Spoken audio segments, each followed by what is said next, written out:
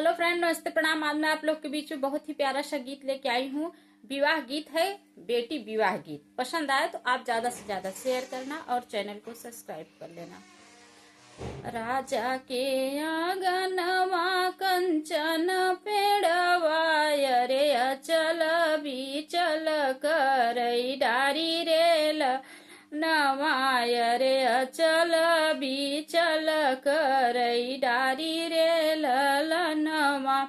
ओही तरे मोरे बाबा सोनरा संकल्प रे ई गए सुघर सोनार रे ललनवाय रे ई गए सुघर सोनार रे ललनवा।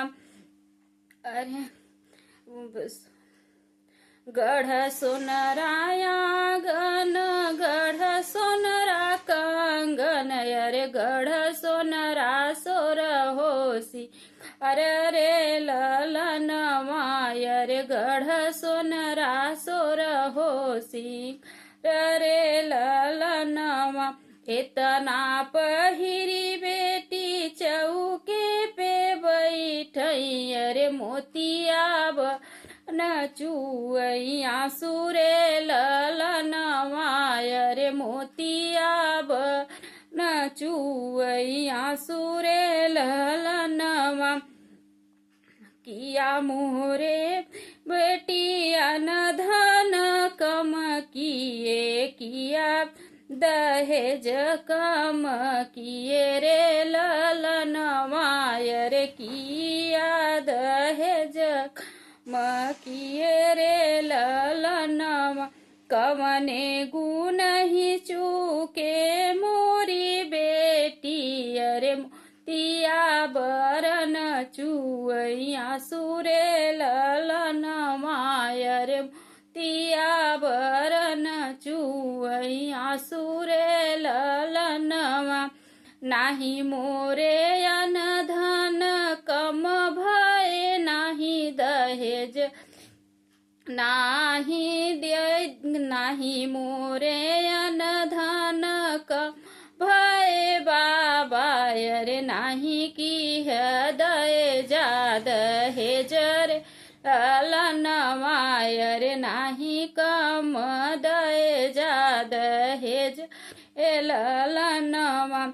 आजू के रतिया बाबा तोहरे नगरिया, रे तोहरे नगरिया, रे भोरवा सुघर बर के साथ रे ललनवाय, रे भोरवा सुघर बर के साथ ललनवा।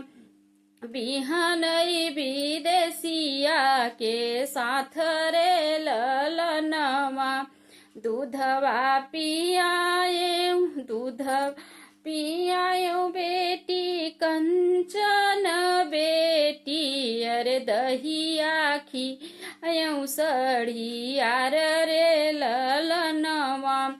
दूधवा पियाए कंचन बेटी, अरे दही अखियायो सड़िया रे ललनवा। एक उजस आही मानु मोरी बेटी, अरे मानु चलू है विदेशिया के साथ रे ललनवा। आज बाबा तोहरे देश छूटल, रे उठी गए तोहरा के देश रे ललनवाय, रे छूट गए तोहरा के देश रे ललनवा। मैया के बोलिया दुर्बल भय बाबा, रे छूटी जही सखी हमार रे ललनवाय, रे छूटी जही सखिया हमार रे ललनवा। ई है बीरनवा पाहुन बनी जही, छूटी गई भाभी हमार रे ललनवा, छूटी गई भाभी हमार रे ललनवा, रात दिन हम बाबू असुआ से पोछब यर, जब सुधी आए तोहार रे ललनवा यर, जब सुधी आए तोहार रे ललनवा। गीत पसंद आए तो ज्यादा से ज्यादा शेयर करना और आप लोग चैनल को सब्सक्राइब कर लेना।